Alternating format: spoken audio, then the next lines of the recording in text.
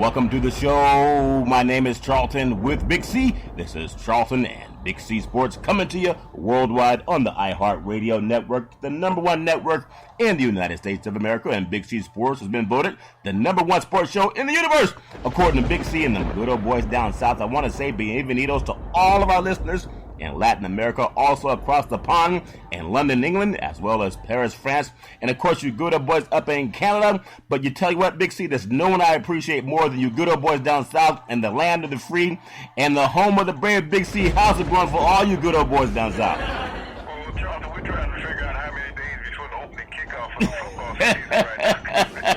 There's nothing else going on. We understand the College World Series is getting going and everything. Yeah. Right now we're waiting on the kickoff of college football down here. Well, obviously you good old boys don't know much about the NBA California style. I had some California love last night with the Golden State Warriors getting their championship on. I think the third championship in the history since they've been out here in Oakland, Big C. Congratulations to them. A great game. Cleveland fought hard, but obviously the best team finally won. Happy for Durant that his mom not grabbing his beard on national TV anymore, Big C. But congratulations to that entire Golden State Warrior crew. We have a lot of things to talk about today in the world of sports. Today is a beautiful June the 13th, 2017. We have some things happening in baseball, of course. Golden State, again, a meteoric run for them last night. And also some things happening in the world of the NHL that we talked about. But I just want to touch on some things out here. If you look at what happened in the world of sports, Big C, in the last just couple of days, we've celebrated Lord Stanley's Cup, and that's down there in the good old boys South. And then we had the NBA Finals here in Oakland, out here on the West Coast. Talk about what that means to the sports fans that love those sports, Big C. Your thoughts? Well, Charlton, it was a virtual buffet of sports championships when you think about it. Lord Stanley Cup went back to Pittsburgh for the 5th time in that franchise's illustrious history, Charlton. Yeah. They tied Edmonton for the most wins of a non-original 6 franchise with 5. Yeah. Starting out with the great Mario Lemieux when he was with the team and the captain. Now Sidney Crosby has taken the realm and, most likely is the best player in the NHL other than Ovechkin in Washington.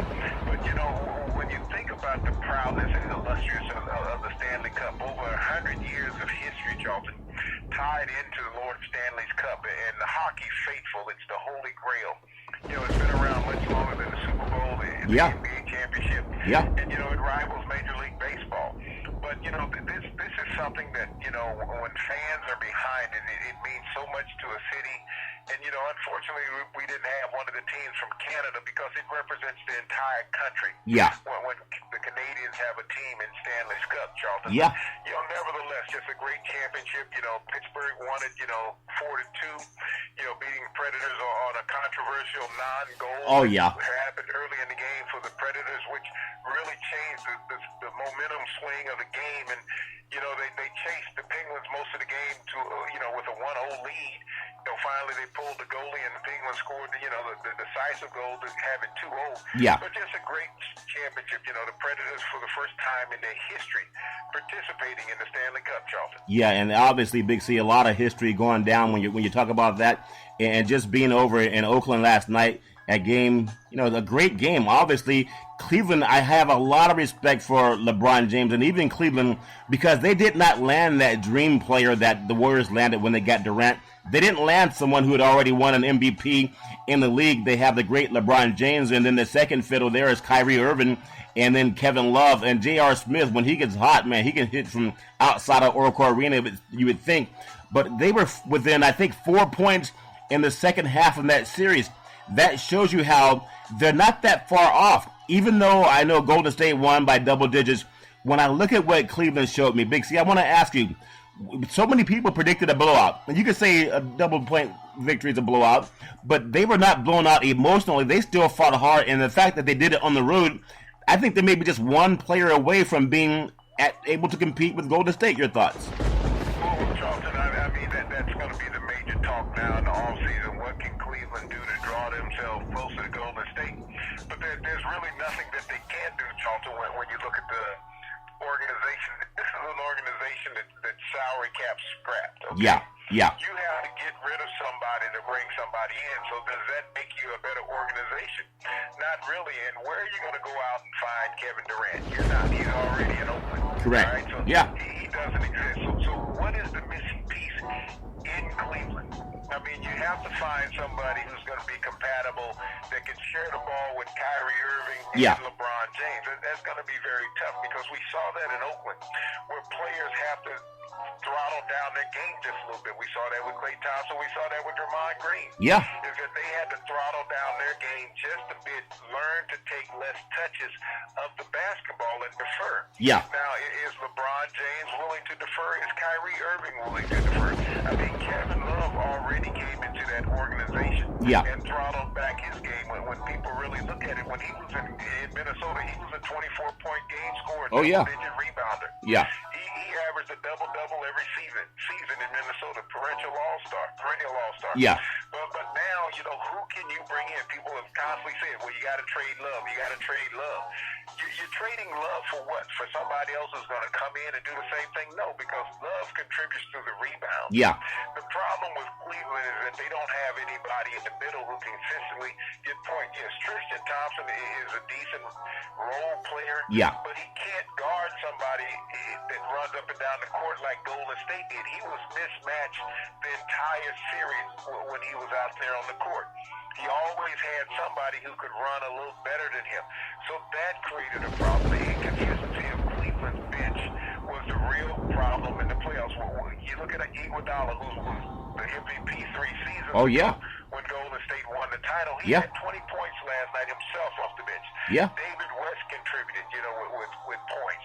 Everybody contributed with points off of Golden State bench when you brought them in. And they didn't play their full complement of players last night that they would normally play. We didn't see McGee play. No. Who would always come in with instant offense when he was in the game. The young rookie out of UNLV has always played. He's amazing. Livingston, constantly comes in and give them points. So you have to find that mesh of role players. And so when they talk about Cleveland is 1 or 2 players away, you still have to get rid of 1 or 2 players, so you're still not that close, Charles. Yeah, that's always a true point, Big C. I do want to say today's segment is sponsored by your Northern California Cadillac dealers, home of the all-new Cadillac Escalade, the standard of the world. And when you go by and test drive yours, tell them that Charlton and Big C sent you.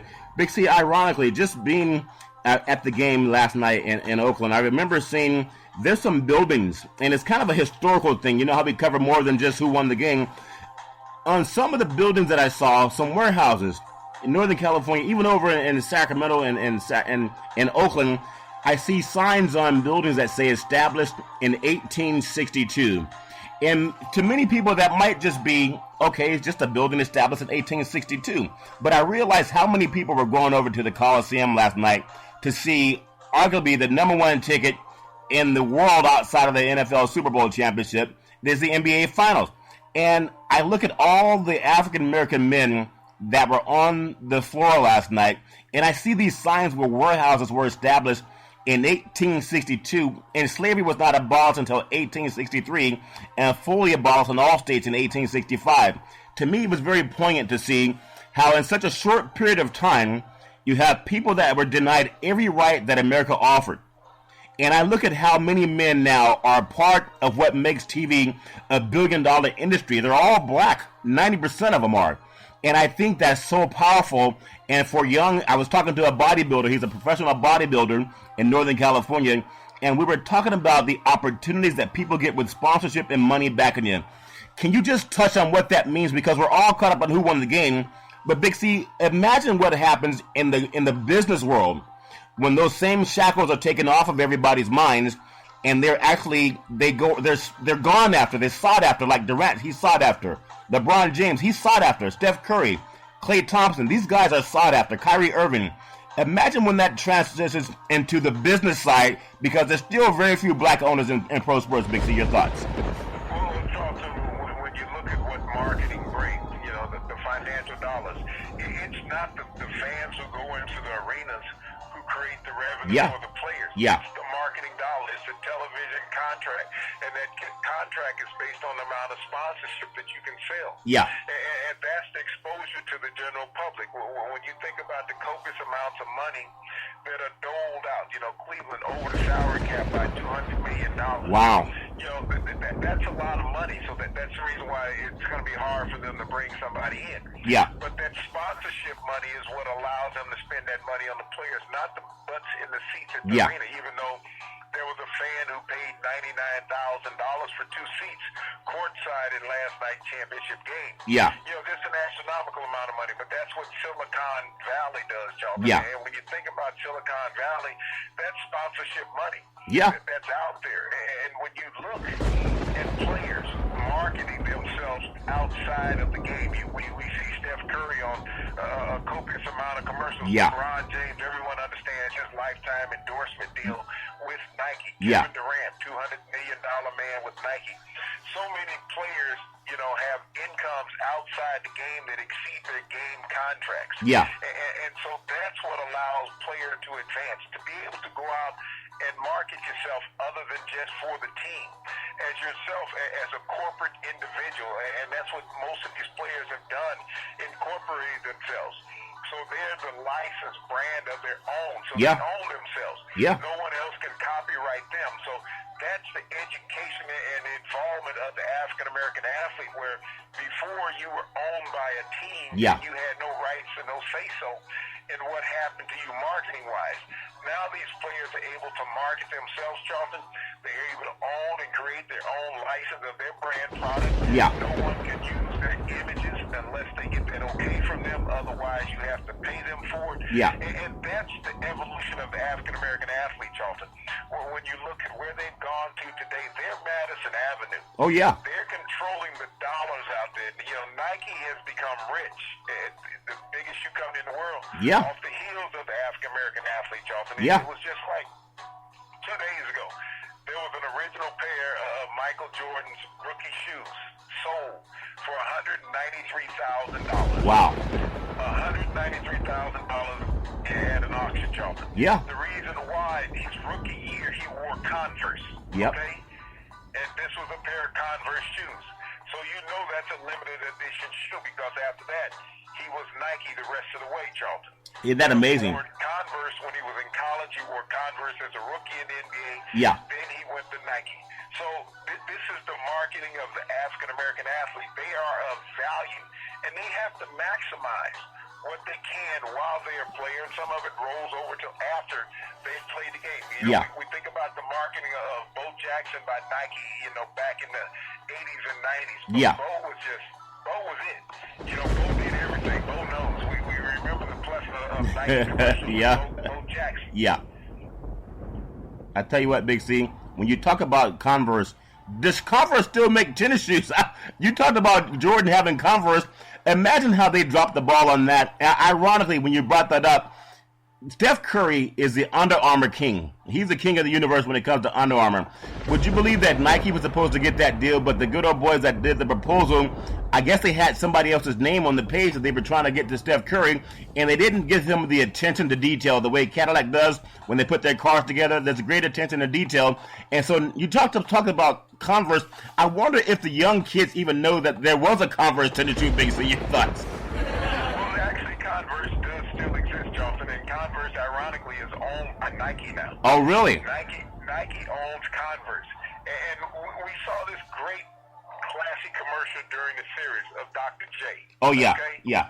Dr. J wore Converse shoes, Charlton, while he played. He was one of the representatives of Converse, just like Magic Johnson. Magic Johnson wore the Converse shoe. Yeah. There's been great players throughout the history of the game. Chuck Taylor, which was the name of the original Converse shoe, I'm saying Converse. They were canvas shoes. Yeah. They were the all-stars. Yeah. And they came in 4 styles: black and white, high and low top. That was it, That was your selection. It's not like today where you got 90 different selections now that Phil Knight's got his hands on everything. I just think that's incredible that you mentioned that, because you mentioned the marketing power. And again, I'm thinking 1862 when I see a lot of warehouses, because That was the last year that slavery was official in the United States. It was abolished in 1863, fully ratified in all states in 1865. And I look at the immense amount of wealth, the free labor that was given to this country. And I was talking to some good old boys over in Oakland as I got my hair cut again. I don't know why they need to cut it again. It hadn't grown back much since the last time, Big C.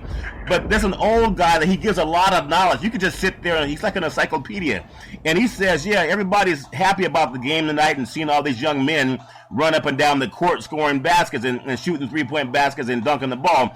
But how many of them are on a team?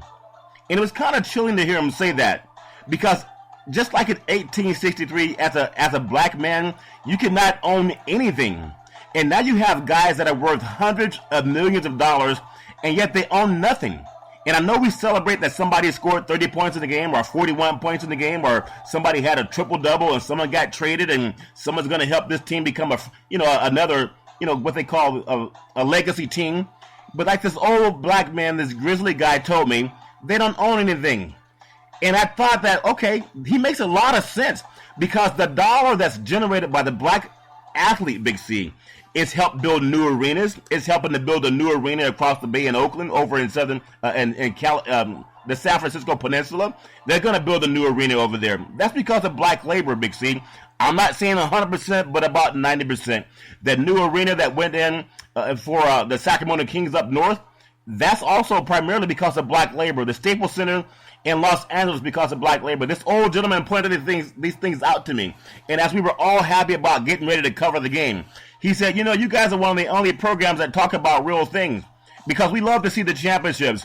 But if you don't own anything, it's just like being released from slavery. You don't own anything. Yeah, you're free, but you don't own anything. Can we ever cross that paradigm where men would take 40 acres and a mule back in the day when Lincoln granted that to free slaves before President Jackson overturned it and vetoed the bill? If you have guys with $100 million, how come there's no black ownership groups of major sports that they contribute 90% of their talent to, Big C? Your thoughts? Well, Charles, it's up to the owners and the commissioner of the leagues that exist. You think about when Donald Sterling was forced out in the Clippers a couple of years ago for some racial epithets that he had stated on a recording. Yeah. Okay, there was no opportunity for any African-American group to get together and buy that organization, because they outpriced them, Charlton. Yeah. That's what happens. You can have hundreds of millions of dollars, but when an organization goes for $2 billion, hundreds of million, that's just change. Yeah. In the equation of that. So what happens is that you put the price so astronomically high that only a corporate individual can buy a team, Charlton. Yeah. And then it has to be approved by the other corporate members that own it. Yeah. This is an exclusive Good Old Boys Club. This is like Augusta. We talked about this tournament. Yeah. And you're right. Billy Bain down there. Yeah. How they exclude African Americans from membership in the Masters. Professional sports teams exclude African Americans from ownership. People will say, yeah, well, Michael Jordan is a minority owner. Yeah. You have to understand the word minority. Yeah. That means you can own 1%, 10% of the organization. You don't own it. You're just a minority owner that some people put out there to make the organization better, because they want you to be the face of it. Yeah, the face of it. Yeah. Magic Johnson has always owned the percentage of the Lakers. He had a lifetime contract that Dr. Buss gave him years ago that included a percentage of the Lakers, even though the team is owned by Jenny Buss and her brother. Yeah. Magic has a small percentage of the Lakers. That was a lifetime contract that he had with them, so when he was brought back into the fold, he was already a member of the organization. Yeah. But the dollars are so astronomical, Charlton. You're going to have to put together 20 African-American high-paid athletes to be able to afford a team. Yeah. That's what you have to do. I mean, Derek Jeter was just in a bid for the Marlins with Jeb Bush down in Florida. Yeah. But they were outbid. I mean, Derek Jeter, you think about how long he played, 20 years in the major. Jeb Bush, the Bushes have money. His brother, that was the president, used to own the Texas Rangers. Yeah. So there's money involved in that family and knowing how to be involved in Major League Baseball. But they couldn't put enough money together to buy the Marlins in that bid scenario, Charlton. That's powerful. Having African Americans being involved in the sports from the ownership perspective, we can't even get African Americans in, Charlton, as general managers. Yeah. That's the biggest problem we have. We can't even get them in management in organizations. And the ones that have been there, Charleston, if you have 1 or 2 bad years, you're gone. Yeah. You get white guys, and this is no racial epithet. They have lifetime commitments. If they get fired, they can look to the next guy down the street and get a job. Yeah. Because it's that good old boys open door network. Yeah. African Americans generally get one opportunity. You look at the African American coaches in the NFL and even in the NBA that go under this reign of, if you don't win, you're gone. Yeah. We look at Mike Brown with the job he just did with the Golden State Yeah. Warriors. As a fill-in for Steve Kerr. He was 29-1 in the regular season, at the end of the regular season, okay? Undefeated in the playoffs. In the playoffs, Charleston. He went, 13-0, 14-0 Yeah. in the playoffs? Yeah. And so when you think about it, he is a guy that was 40+1 in coaching, and he doesn't have a head coaching job. Charleston, he has also been to the finals with the Cleveland Cavaliers as a coach. He coached the Los Angeles Lakers and got fired. Yeah. We see white coaches labor forever, toil in the NBA, never win a championship, don't make the playoffs. But they keep jobs, Charleston, because it is a country club mentality in professional sports. Well, Big C, I'm glad you have that knowledge because, and I was so jazzed up about the game last night, and I still am. But like the old gentleman told me at the barbershop, don't just go to games and cheer. And people spending thousands of dollars to watch somebody, and that's one thing. But even the top black athletes, they own nothing other than the tennis shoes that they walk out of the gym with, Big C. I want to bring up some great names. I look at Steph Curry. He's one of 9 players with multiple MVPs and multiple rings, Big C. You have the great Bill Russell, who was there last night. Love seeing Bill standing up, talking to Kevin Durant last night as they traded some nice gestures to each other. And you have the great late Wilt Chamberlain. Okay, he doesn't own a team. Didn't never own a team. The great Kareem Abdul-Jabbar, no ownership of a team. You have the great Larry Bird, no ownership. Magic Johnson has a minority ownership. The great Michael Jordan has a minority ownership. The great Tim Duncan, the great LeBron James, and the great Steph Curry. Now, Jerry West was there last night, and I bring that up because these are the paragons of the NBA. These are all the prodigal children of the NBA. They're marquee players. They're Hall of Fame players.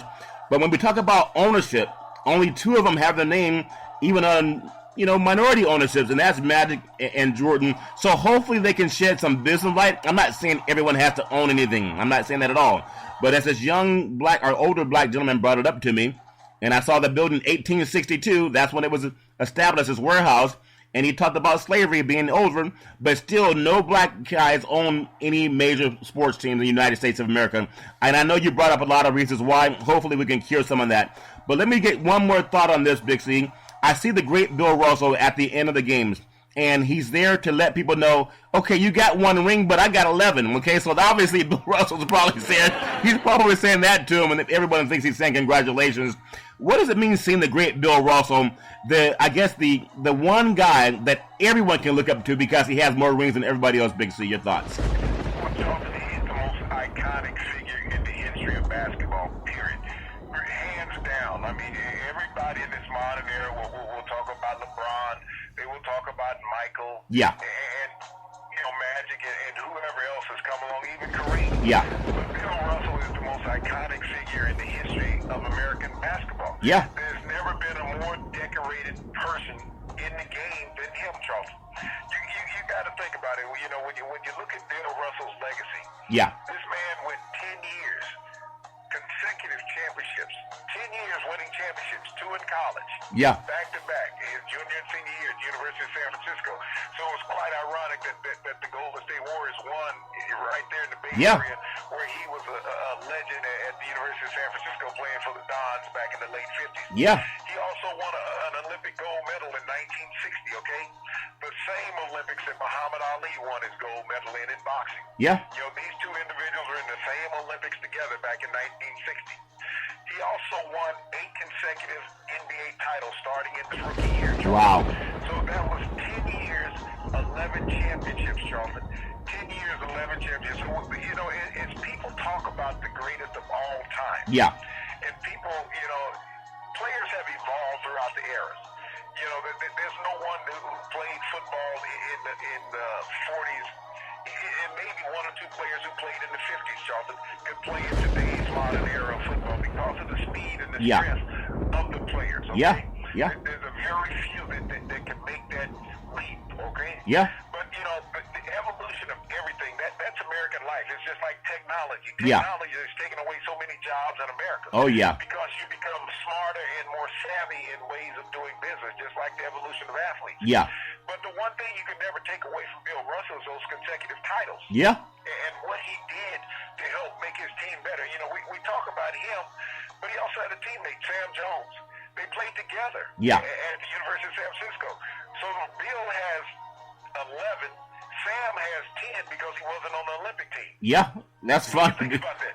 You got two individuals with consecutive championships, and everybody wants to say that LeBron and Mike are the greatest of all time. Yeah. But the greatest winners of all time are Bill Russell and Sam Jones. Yeah. Two members of the University of San Francisco Dons, 58 and 59. And NCAA championship teams, back-to-back NCAA championships. Y'all. Yeah, and that's and then 8 consecutive NBA championships. So when you talk about winning is a mindset, mentality, and something that you just can't replace. It's intangible that you can't replace. So when we got all these modern history buffs, okay? Yeah.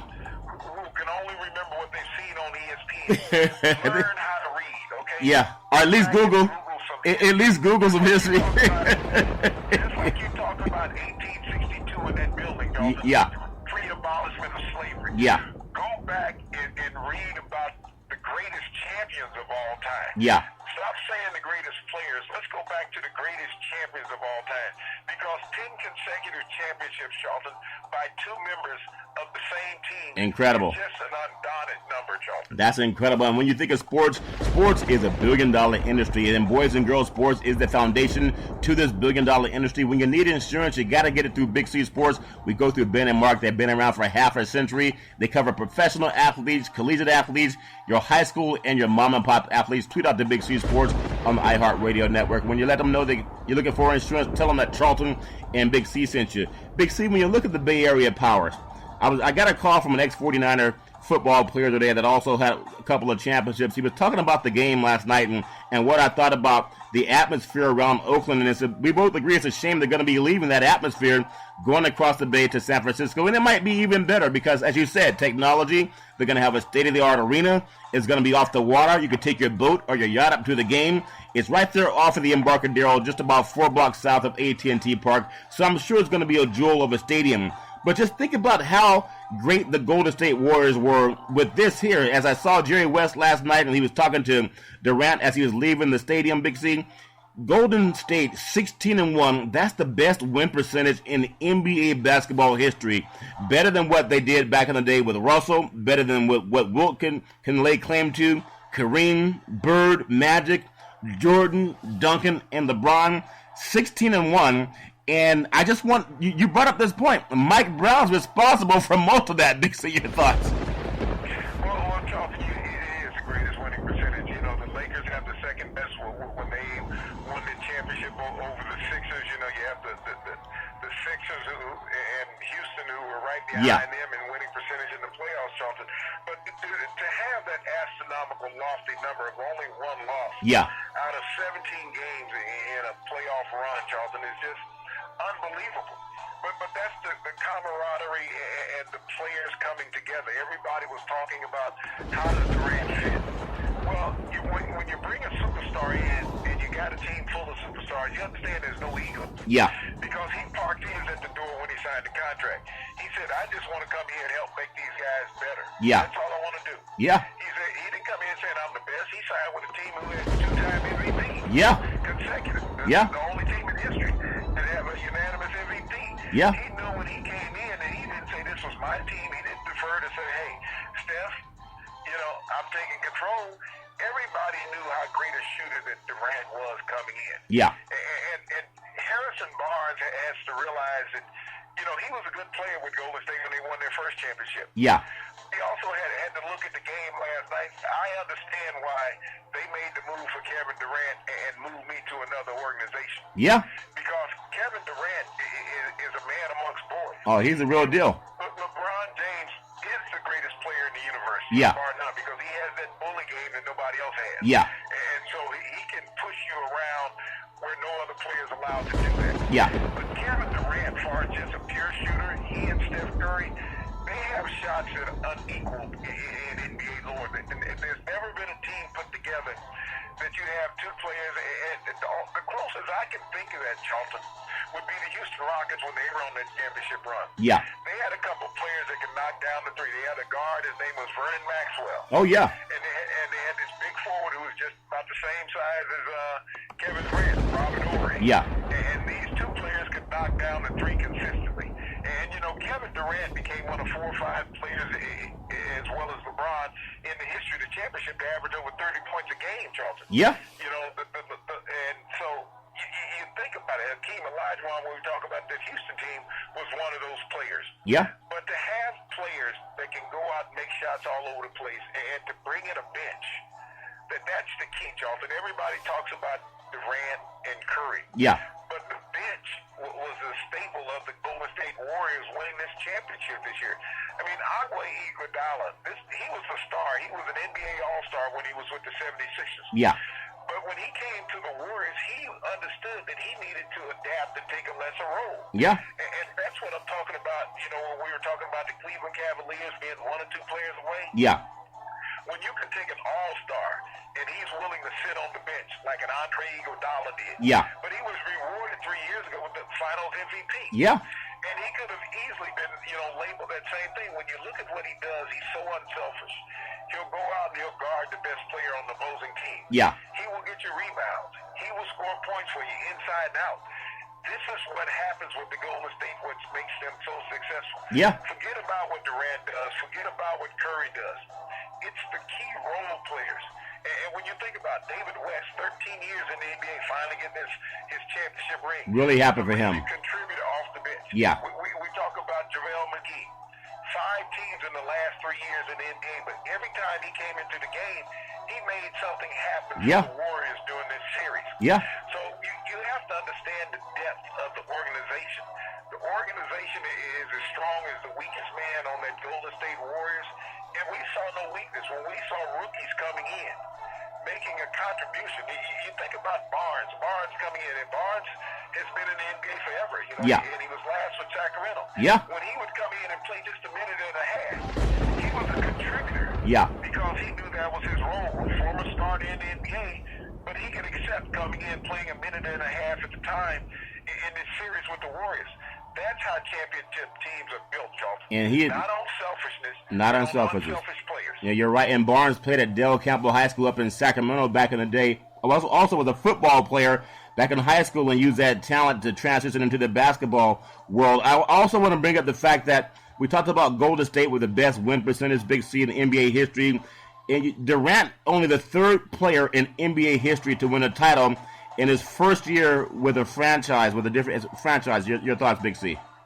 Well, you know, that speaks volume, Charlton, and only 3 men in the history of the NBA has come in and won a championship in their inaugural year with a franchise. You know, Magic Johnson was one of those players, Charlton, when he came in as a rookie with the Los Angeles Lakers, and they beat the 76ers in that championship run, Charlton. But, you know, you think about how successful that this team is. This team was built years ago. It just wasn't built when Kevin Durant came in. No. Jackson last night, who was an announcer at the game. I'm glad you brought that up. Yeah. He laid the foundation of this Warriors organization. Yeah. You know, he was fired after a 53-win season, and this is what we talk about with African-American coaches in all levels. You win 53 games and you lose your job in an organization. Yeah. Because management is not happy with you. And we think about they weren't happy with 53 games? You're saying they were not happy with 53 games, Big C? Is that what you're saying? They were not happy winning 53 games. You think about how many white coaches keep their job, Charlton, and don't win 40. Yeah. Okay? Don't win 30. You win 53 games, you make the playoffs, and that's not good enough. Yeah. But the basis of the Warriors was already put together because through his mindset and genius, along with Jerry West assisting him, they put together a keen organization, Charlton. And these players are still the staple of this team today. Yeah. So when you look at building, a lot of people look at this last night. Yeah. This started with Dax as the head coach, putting together this foundation of players who had the willingness to play together. Yeah. Yet they've added to it, but it started with him. And we've seen with Luke Walton as a coach a couple of years ago. Yeah. You know, how well this organization is. It's not about who's the coach. No, it's not. It's about the players are going out there and producing. Because Walton, I believe, was 42-3 as a head coach. He had a great record, yeah.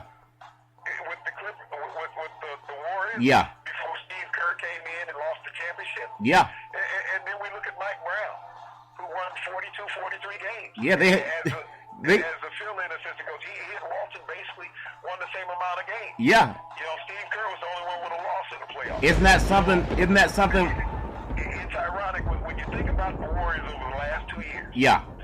The only losses that they've suffered in the playoffs have been when Steve Kerr was coaching. Yeah, because when you look at what they hadn't lost a game, I think they lost one game in the last 60 days, Big C, and that's the blowout loss in Cleveland, and that may have helped them refocus just to get more loose. But they lost one game in 60 days, okay? And Brown was part of that winning streak that they put together. So he probably won't be on staff next year. Maybe someone will give him a job. But as you brought up, Mark Jackson was fired after winning 53 games, so maybe he won't get a job as a head coach. But either way, it's just a great testament to the teamwork. And you brought that word up. You brought up teamwork. And I know everyone wants to say, I'm the alpha dog, I'm the alpha guy, I'm the number one guy in the universe, I need to get the ball in my hands all the time. But I don't see that in Durant. I don't see that in Curry. Now, that's an ego thing that all men have ego. Let's not pretend they don't. But for Steph Curry to go up to Durant and kind of just concede the fact that I want you to feel welcome on this team, he didn't have that "it's still my team" mentality. It's an our team mentality. Now, Steph Curry's the defending two-time MVP. He could have had that attitude to say, wait a minute, I don't want someone stepping on my territory. But he was not that at all. He showed what a champion is. A champion makes his team better. And I think if you contrast that with all other players in the NBA, to have a unanimous MVP of the league step to the side to let somebody else play Batman and he play Robin on that team, I just congratulate Steph Curry and his maturation, and I want to give that credit to his father because his father saw the game, and maybe he learned some of that from his dad. Not really a story in the paper, Big C, but your thoughts on that? Well, you know, the lineage of an athlete raising up with a dad who was an athlete always assists you in understanding the team concept. Yeah. You know, and when you think of Steph Curry, you know, as a college athlete, he came from humble beginnings. He really wasn't recruited by a lot of people because he was so diminutive in stature. He went to Little Davidson. You know, that's where he went to college. Yeah. And he was the seventh pick overall in the draft, and people were like, you know, that was too high. But everybody who said it was too high now wishing that, hey, we're higher than 7. Maybe they were high when they said it, because that's probably what it was. They were high when they said it. Yeah, but you know, this is how people evaluate African-American athletes. Yeah. And if you're not that big, strong buck, yeah, then, you know, you shouldn't be going that high. Yeah. You know, because he didn't look the role of a dominant NBA player. Yeah. But everybody has seen the evolution of Steph Curry, that he's the greatest three-point shooter of all time in the NBA, and he has the second best three-point shooter in the NBA on his team. Yeah. You know, well, when you think about that, you got the greatest shooter of all time shooting threes in the NBA. Yeah. And you have the second best current shooter of threes in the NBA on your team. And that's not a bad combination. That's not. That's... And so this organization is built to win right now. When you think about the core players for the Warriors last night on the court, they're all under 30 years of age. Yeah. So, you know, this is a team that's built for the long haul. Yeah. They've proven that they're unselfish. So the salary cap problem won't be a problem because they'll make the adjustments to win. Players want a legacy when they play sport. Yeah. They want to know that they've set down something that other players can't eclipse. Yeah. We talked about Bill Russell and Sam Jones. Will never be eclipsed as far as the championships. You know, you look at LeBron James, who has continuously chased Michael Jordan. Yeah. But he only has 3 championships and 8 attempts. Yeah. So will that tarnish LeBron's legacy in any kind of way? That he'll lose more championships than he can win in the NBA. You think about that. He has 5 losses in the championship run. And he's not a young man anymore. No. So he has to find a way to win 3 championships, Charlton, to be above 500. Well, I think with that said, that's a lot of championships to chase, and you're not even the best team in the NBA. Yeah, and think about LeBron James. He averaged a triple-double in the finals. The guy's amazing. Obviously, only one team can win the championship every year. It doesn't matter who you are or what players you bring into your organization. I just love seeing basketball excellence last night in Oakland. All the way from, you think about excellence with Russell at the end, just congratulating players, seeing the great Jerry West there in the building. You think about having the best of the best that's ever played in the universe, Big C, and they were all in Oakland last night. Even some great comedians from Chris Rock and Snoop Dogg were there too. A little bit smoky over where Snoop Dogg was sitting, Big C, but you could just wave the air and you can see clear after the air cleared. Maybe they were shooting off fireworks that we couldn't hear. But at the same time, Big C, just so much happening in the world of sports. Congratulations to the Golden State Warriors, the city of Oakland, and the entire Bay Area just for a marvelous championship. No, I think. Yeah. And I know that I'm underpricing my moonshine. Yeah. The Golden State Warriors, Charlton. Yeah. Spent $150,000 on champagne. Wow. $150,000 on champagne. The Moet champagne that they were shaking up and squirting all over the place in the locker room, Charlton. Yeah. That was $1,500 a bottle. Yeah. You should have seen how many. You should have seen how many media people there were in there with towels trying to soak it up in towels and wring it out in the cups, Big C, because that's a good champagne. I'm not saying I was one of them. I just said rumors that I've heard, Big C, okay? But yeah, you definitely are selling the moonshine a little bit too cheap. But Big C, speaking of, just one more thing on the Golden State Warriors. Wednesday we're going to be coming. Actually, Thursday we're going to be doing Big C Sports from Lake Merritt, over near Lake Merritt in Oakland. That's where they're going to be holding their championship celebration, their parade. They're expecting over 1 million people to attend. The second time in 3 years over in Oakland. Should be gorgeous weather in the Bay Area. So a lot of people who've loved Golden State and they couldn't get to the arena because they don't have $700 for the cheapest nosebleed ticket, Big C, but they can come out to Lake Merritt. There'll be 1 million people out there on Thursday in Northern California. So bring something to stay hydrated. We'll definitely be out there bringing you Big C Sports live from Northern California. And Big C, I want to touch on a few more things in the world of sports. And I think about this kid out of the New York Yankees. Aaron Jude is his name. I think he's from Fresno State out here in California. And he's been a great player for the Yankees, but he was going to be a football player for the Bulldogs. And some good old boys saw him hitting the baseball for a batting practice, and he got a scholarship. Now he's in the major leagues. Big C, your thoughts? Well, that's ironic about when you think about Aaron Judge, Charlton. Who was leading the Yankees in every offensive category. Yeah. And has hit 22 home runs. Yeah. Batting 346, right now for the Yankees. Yeah. 5 years ago, Charlton, he was attending a football camp at Fresno State with Tim DeRuta, the head coach down there. Yeah. But, and where they're holding the camp at Fresno State, their baseball stadium sits adjacent to Biden Field, yeah. Practice fields and stuff. Yeah. So the baseball team was out practicing, so he wanted to go over and take batting practice with the baseball team. Yeah. And after about 15 minutes of batting practice, the baseball coach, now you got to remember, the baseball coach at Fresno State has won a college baseball World Series. Yeah. So he knows talent. He's not a novice when it comes to spotting talent. Yeah. So he offered the young man a scholarship on the spot, Charlton, so that ended his football career at that point. Yeah.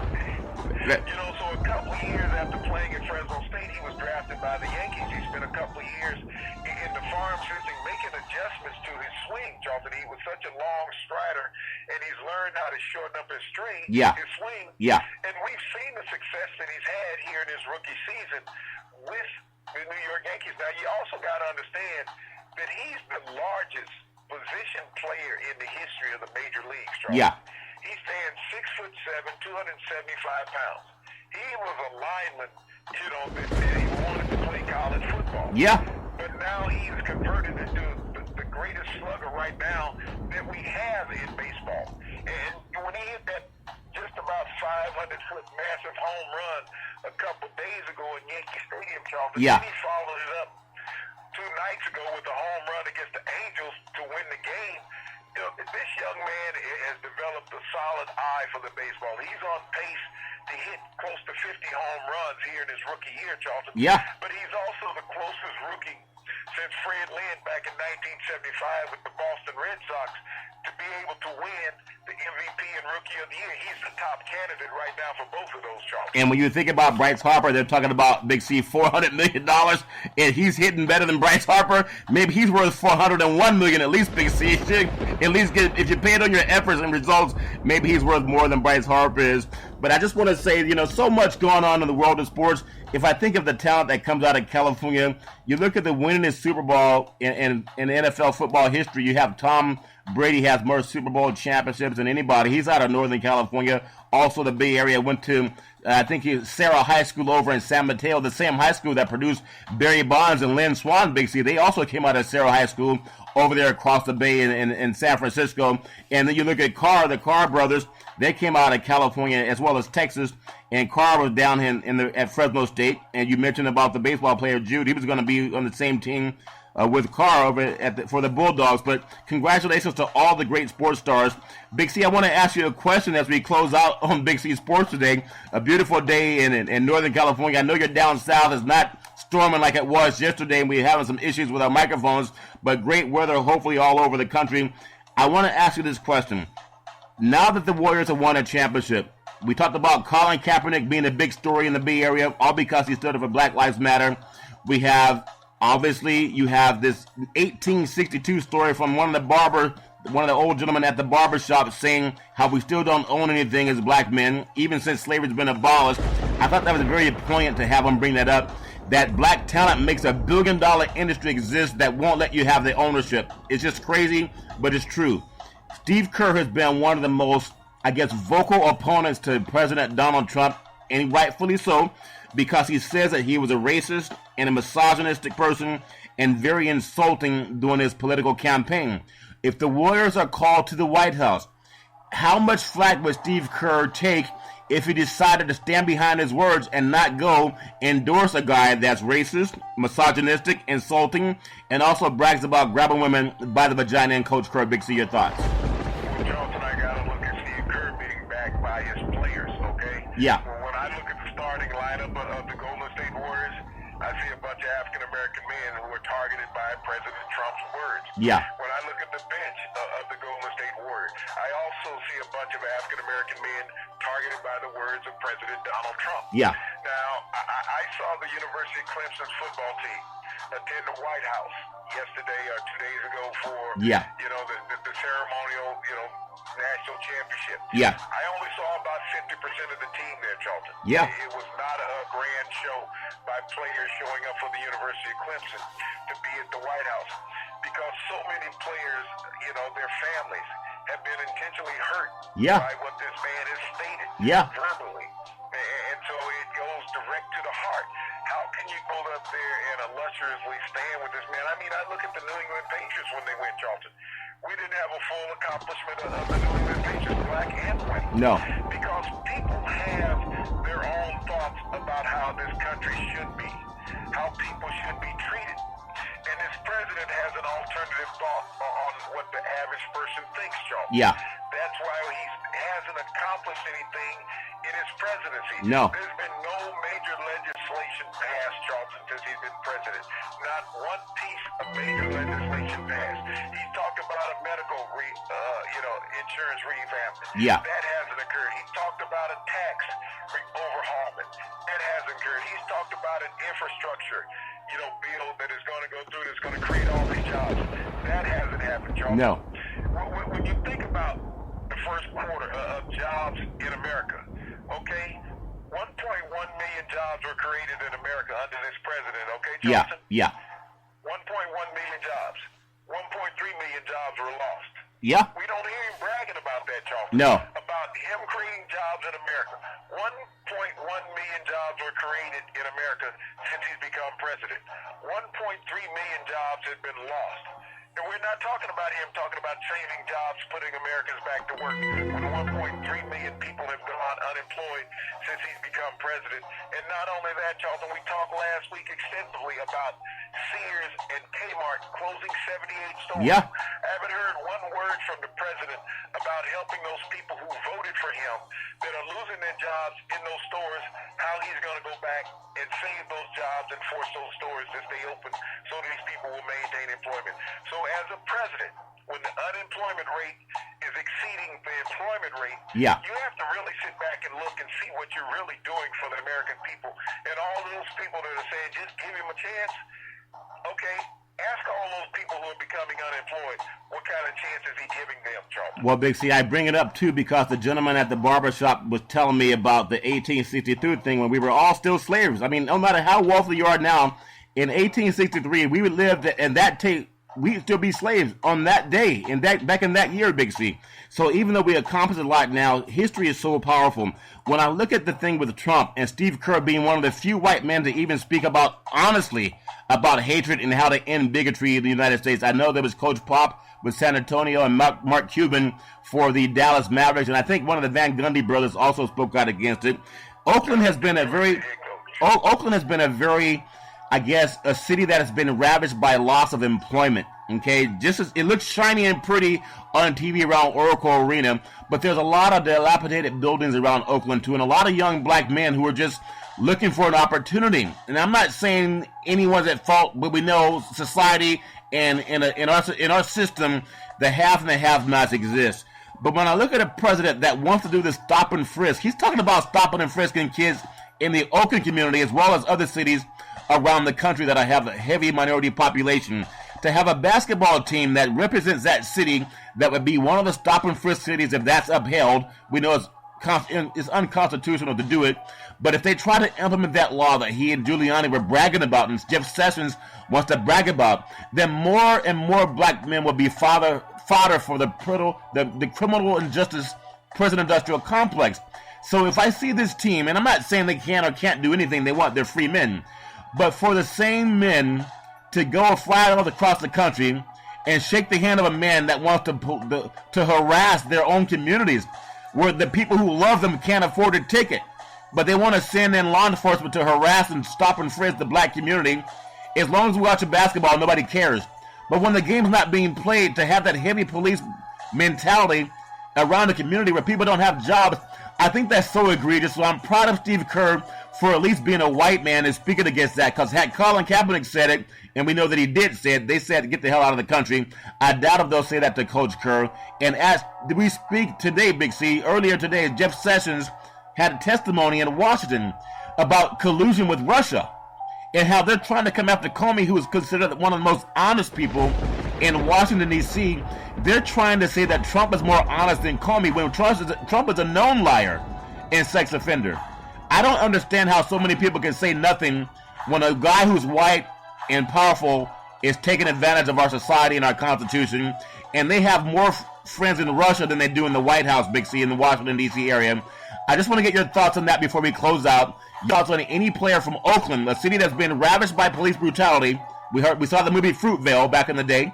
If they go across the country to see a guy that wants to do stop and frisk in the neighborhoods that supports their team, Big C, your thoughts? Well, the marvelous part about Jeff Sessions testifying in front of Congress is that his favorite words are, I don't remember. Now, you're supposed to be a semi-intelligent man. Yeah, Attorney General. In incidents like this, you don't recall. Now, you have a private conversation with someone from Russia. Now, this is not the guy down the street at the barbershop that you talk about. This is not the guy down at the diner that everybody eats at in your local town. This is a guy from Russia. Yeah. That you're meeting at a hotel, okay? Off-site, and you don't recall that you met with him. You don't recall what was said. Now, I'm not a very intelligent man, Charlton, because, I drink and have CTE. We understand. These things occur. Yeah.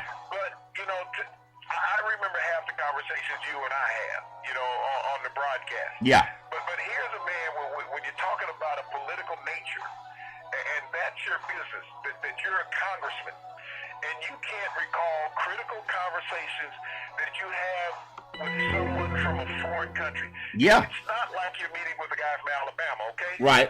You're meeting with a guy from Russia who has a foreign accent.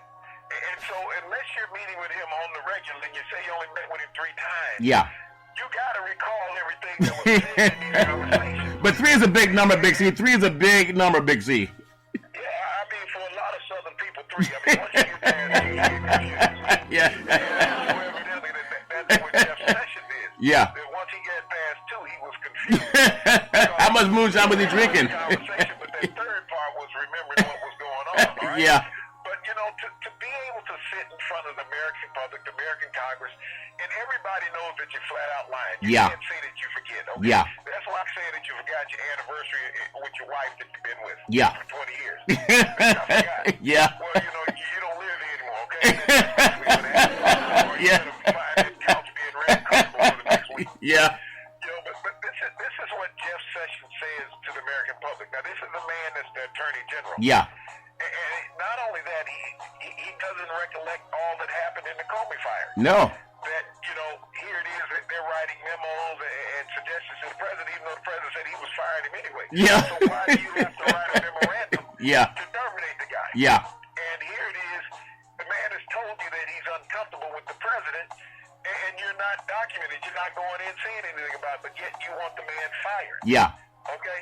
So there's a lot of inconsistencies. Well, you know, inconsistencies or lies, whatever you Yeah. want to say with Jeff. Alternative facts. He's had a history of lying, you know, even when he was a junior senator, and he was trying to become a judge and all of these things before Yeah. under a previous administration. But, you know, he hooked up with Trump because he had this relationship with the Russians, the same relationship that Trump had. Trump Yeah. had a lot of backdoor channels. Oh, he still does. Being an attorney general, why would you recuse yourself from any Russian investigation with the president if you did not have relationships with these people that would have exposed you? Yeah, yeah, Big C, that makes so much sense. And obviously, sometimes it goes against our intelligence. If you think that we're all, and there are some dumb Americans. That's just a fact, Big C. But for most people who are erudite and well-read, I'm just tired of the garbage that we have in our country. I hope that we can have a better United States of America, but it starts with doing what Walter Cronkite said, just the facts. I hope they find it out in Congress. Big C, we talked about the NBA Finals, the NHL Finals. We talked about some good old boys that were out there for the football team. They started hitting baseballs. Now they're playing for the New York Yankees. We talked about so many of the great players that have walked the floors of the NBA, from the great Bill Russell, the great Wilt, and then Kareem, and Bird, and Magic, and Jordan, and Duncan. Now we have LeBron, and we have Curry. So much to talk about in the world of sports. Big C, close it out like you always do. What are you looking forward to coming up this week, Big C? Go right ahead, sir. Well, Charlton, like I said, I think football starts next weekend. That's what we're looking forward to now. Charlton, you know, right now the College World Series is in full swing. You know, people qualifying for Omaha. Just a great time of the year for the college level, Charlton. We're really looking forward to that. But, you know, I was having a thought the other day, Charlton, is that, you know, when we look at the Olympics that will be coming up here very shortly, Yeah. is that we got the Winter Olympics and we got the Summer Olympics. In the Summer Olympics, we have 3 times as many medal sports in the Summer Olympics that we do in the Winter Olympics. Yeah. And that was going across my thoughts. And there's so many sports, Charlton, that you could transcend from the Summer Olympics to the Winter Olympics to make it a lot more competitive. Yeah. To make it a lot more interesting to watch on television. I haven't seen one Olympic swimming event that's been outdoors yet, Charlton. Yeah. So that could easily be in the Winter Olympics. When we look at cycling, Charlton, it's all done inside in a velodrome. That could easily be in the Winter Olympics. When we think about basketball, Charlton, why does basketball have to be in the Summer Olympics? Yeah. What is basketball played basically in the winter? Yeah. In America, the season is tipped off in October. So I think that's covering a lot of the winter months, you know, when we look at it. Yeah. So, you know, it could easily be more competitive when we look at world competition, how we balance out world competition in the Olympics, which is one of the greatest Olympic, you know, sporting events of all time, because we bring together the world. Yeah. And right now that we're in this little bit of void because the NHL is over and the NBA is over, and we're just playing baseball, which is a great American pastime. Yeah. I was thinking about the Olympics, because who cares about golf other than you? I like Andre Iguodala and Steph Curry. They're golfing today, Big C. But I know, Big C, as we talk about so many things in the world of sports, I'm just so happy for all the sports fans who get a chance to call themselves champions in the Bay Area. And if you can call yourself champions, you can do it every Monday through Friday at 5 to 6 p.m. worldwide on the iHeart Radio Network. Follow Big C Sports, the #1 sports show in the universe. according to Big C and them good old boys down south. I want to say to all of the men and women out there, there's never any excuse for domestic violence. If you know any woman going through trouble, just call 911. No woman should have to deal with that garbage all on our own. And as we always tell you on every Big C Sports program, we thank you, we appreciate you, and we hope that you have a super fantastic day.